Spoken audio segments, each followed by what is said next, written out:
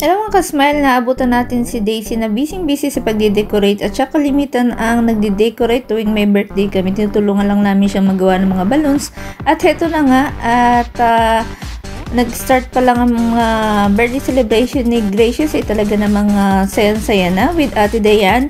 At talagang ganito kakwela ang aming mga kasamahan at para mga walang problema, lalo na si Ate Melinda na chill palagi at talaga namang makikita nyo kung gaano kami masayang nagdiriwang pag merong ganitong mga birthday celebration. So ito yung lugar na kung saan ay palagi kami nag-celebrate kasi nga ito ay part dito sa Recanati. Kung mapansin nyo, nasa gitna kami ng mga building at dito namin dinadaos yung mga gantong birthday celebration pag gusto naming bonggacious at maganda at may inaasahan kami mga bisita. So ito na nga at nagdatingan na ang mga bisita niya, ang kanyang mga kaibigan at meron pang lipstick. So ganito ang kalimitang sitwasyon namin mga kaibigan para nag-celebrate kami ng birthday. Pag kami sana naman pag hindi masyadong bongga yung birthday ay nagkakainan lang kami dun sa tinatambayan namin sa Schuster. At ito nga yung place na kung saan palagi namin itong favorite na pagdausan ng birthday celebration kasi nga malawak tong lugar na to at pwede ka ditong mag-ingay sa lugar na to. Magandang bisita. Ayan. Happy birthday, Grace. More birthday. Ayan. Ito na nga mga ka-smile, nag-start ng magkain na ng aking mga kasama. Siyempre tayo nag-video ay at istiis lang muna. So kailangan muna natin makuhaan itong mga pangyayari dito sa birthday ni Gracious na kung saan ito yung mga kasamahan at mga bisita namin ng mga co-caregiver na si Benz at si Gaygay at ang marami pang iba.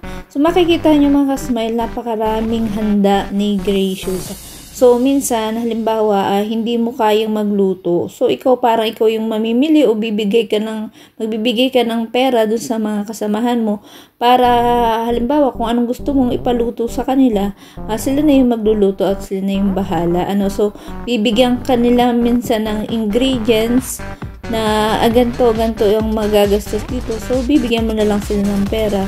Meron naman mga ka-smile, lalo na itong mga bisita dito, may mga dala yan na sponsor nila. So, ganito naman kami mga kalimitan, ganito ang ginagawa namin. Kung walang masyadong pagsasaluhan, kami talaga ay nag-i-sponsor ng aming, nagdadala kami ng mga gusto naming dalhin. Parang isang pamilya na kami dito kasi kami lagi yung magkasama araw-araw sa tambayan at kasama rin namin ang aming mga alaga.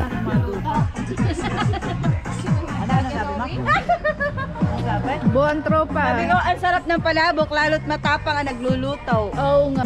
Sa part na ito ay talagang kumuha na tayo ng pagkain at medyo nagugutom na tayo at kailangan din natin magmadali dahil kakonti yung oras natin dito, limited lang yung oras na ilalagi natin dito kaya kailangan mabilis ang mga galawan natin. So ito na nga at picture time na. So yung iba namin mga kasamahan dito, lalo na yung mga nasa dulo, ay nagpaalam na sila sa kanilang mga amo na lalabas at makikiselebrate ng birthday dito sa amin.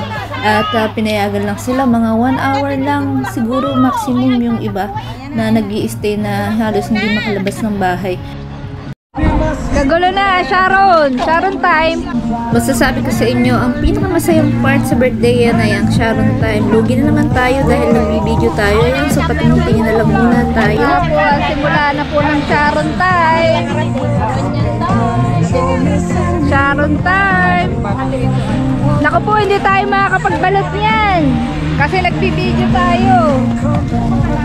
Pag Sharon time, dapat Girl Scout ka, like may plastic, ano nga guys. So, itong time na to mga ka-smile ay 1 day before itong celebration ng birthday ni Gracious ay nag-decide kami na mag-intermission number sa birthday ni Gracious na kung saan ay binuo namin yung mga, pinili lang namin yung mga madadaling step namin na mga tinitiktok namin everyday sa aming tambayan sa Schuster. So, itong mga sayaw na to ay pinagsama-sama lang namin, mga nasayaw na namin, kaya inaalala na lang namin kung paano namin sayawin. So, pumili kami ng madadaling step para makasayaw lang at magkaroon nga ng intermission number na to. So, talagang kahit pa paano ay nasayaw namin. So, kami nga pala mga caregiver, mga kasmile, everyday ay nagkikita-kita kami sa isang lugar na kung saan ay pagtapos naming mapakain yung aming alaga, mapainom, maabiyad, at wala na kaming masyadong ginagawa, ay binibigyan namin yung aming mga sarili ng pagkakataon na makapag-TikTok o makapag-exercise. So, kasama ang aming mga alaga. So, kaya kami ay nakakapag-TikTok at nagkakaroon kami ng oras na makapag-banding sa pag-TikTok. So, talagang yung oras namin ay namamanage namin. So, mahirap din naman yung puro upo pagkasama yung alaga. So, pagkatapos na mga 2 hours lang kami sa tambayan na magkakasama-sama at ganito nga nakapagbanding din kami, nabubuo yung aming friendship. At dito sa part na to ay nilapag na lang namin yung GoPro kasi nga wala na kami mga kasamahan dito at limited nga syempre ang mga oras naming mga caregiver. So kami yung laging magkakasama na nakatambay ay pare-pareho yung oras ng pag-uwi namin.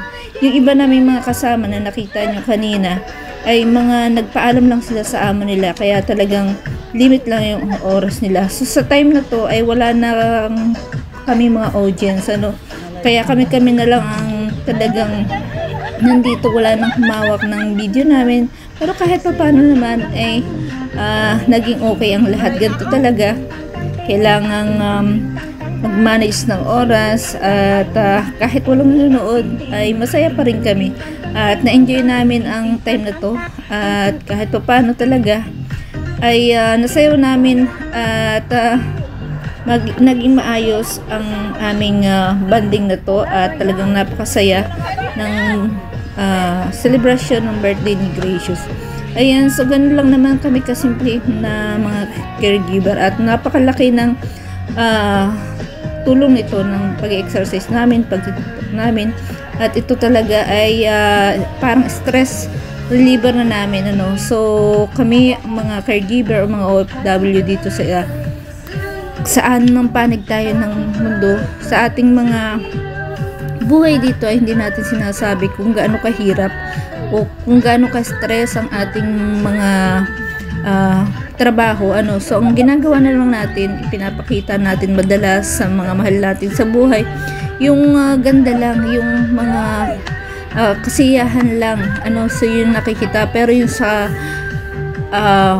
time na kami ay masyadong nagsasuffer, sobrang stress sa aming mga alaga, yung sobra na yung aming talagang pasensya ay halos ay maubos na, pero yun ay hindi na namin kinikwento. Ang madalas na nakikita nyo dyan, dahil ayaw namin mag-aalala ang aming mga mahal sa buhay, ay yung magaganda na lang na makikita nyo kami sa video na napakasaya, pero talagang ang aming mga trabaho ay napakahirap.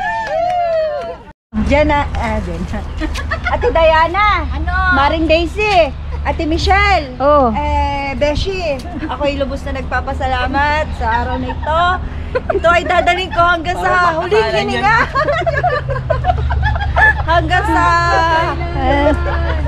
Antay nyo magbabago. Kantahan mo ako, Mare, sasayaw ako. Teka, kantahan mo ako. Bilisin po. Maurungan mo si Jenny. Hoy. Hoy, mas speak. Tulo ang laway ko pagtawa. Thank you for watching mga ka-smile at see you in my next vlog at have a nice day and God bless to all.